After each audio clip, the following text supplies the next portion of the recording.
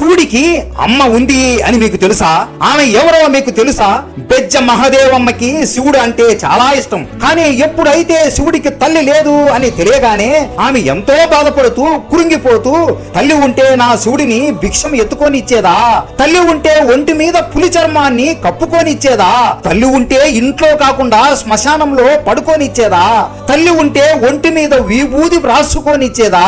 తల్లి ఉంటే భార్య చనిపోయినప్పుడు ఓదార్చకుండా ఉండేదా అని ఎంతో బాధపడుతూ ఏడుస్తూ ఆమె చేతులతో ఒక చిన్న బిడ్డ రూపంలో ఉన్న ఒక విగ్రహం తయారు చేస్తుంది. ఆ విగ్రహాన్ని చూస్తూ, శివయ్య, నువ్వు ఇక నుండి నా బిడ్డవు నాయనా, ఇప్పుడే నేను నిన్ను కన్నాను, ఇక నుండి నీకు తల్లి అయినా తండ్రి అయినా నేనే, ఇక నువ్వు తల్లి లేదు అని ఎప్పుడు బాధపడకు అని అంటుంది. ఆ విగ్రహానికి పిల్లవాళ్ళకి చేసే ప్రతి ఆలన పాలన చేస్తూ ఉండేది. ఇదంతా శివుడు గమనిస్తూ ఉంటాడు. ఆయనకి ఎంతో ఆనందం వేస్తుంది. ఒక తల్లి స్పర్శ ఎంత బాగుంటుందా అని ఆనందపడుతూ, మా అమ్మకి మోక్షం ఇవ్వాలి అని నిర్ణయించుకొని ఆమెను పరీక్షించడానికి శివుడే ఆ పిల్లవాడి రూపంలో ఆ విగ్రహంలోకి చేరుతాడు. ఆ బిడ్డ రూపంలో ఉన్న శివుడు స్పృహ లేనట్లు ఆమె చేతుల్లో పడిపోతాడు.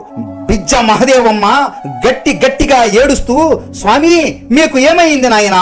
ఒక్కసారి నన్ను కళ్ళు తెరిచి చూడండి, మీకు ఏమైనా అయితే నేను కూడా వెంటనే ప్రాణత్యాగం చేస్తాను అని ఒక కత్తితో ఆమె కడుపులోకి పొడుచుకుంటుంది. వెంటనే ఒక దివ్యమైన వెలుగు వచ్చి ఆమె చేతిలో ఉన్న కత్తి పువ్వులాగా మారిపోయి శివ పార్వతులు అక్కడికి ప్రత్యక్షం అవుతారు. అమ్మా, మీ ప్రేమకి నేను పరవశించిపోయాను, నీకు ఏం వరం కావాలో కోరుకో తల్లి అని అడుగుతాడు. శివయ్య, నాకు ఏ వరాలు వద్దు నాయనా, నాకు నువ్వు బాగుంటే చాలు స్వామి, ఎప్పుడు సంతోషంగా నా కళ్ళ ముందు కనపడుతూ ఉండాలి స్వామి అని కోరుకుంటుంది. శివుడు ఆనందంతో నవ్వుతూ, నాకు తల్లి ప్రేమ అంటే ఏంటో నువ్వు తెలియజేశావు తల్లి, ఇక నుండి నాకు తల్లి లేదు అని ఎవ్వరు అనుకోరు. నా తల్లి ఎవరు అంటే ప్రతి ఒక్కరూ బెజ్జ మహాదేవమ్మ అని అంటారు. నువ్వు కోరుకున్నట్లే మీరు భూమి మీద ఉన్నంత కాలం నీకు కనబడుతూ ఉంటాను అమ్మా అంటాడు. ఆ తరువాత మీకు మోక్షం లభించి నా మదిలో ఎప్పుడు కొలువయి ఉంటారు అని వరం ఇస్తాడు. ప్రతి ఒక్కరూ చెప్పండి, హర హర మహాదేవ,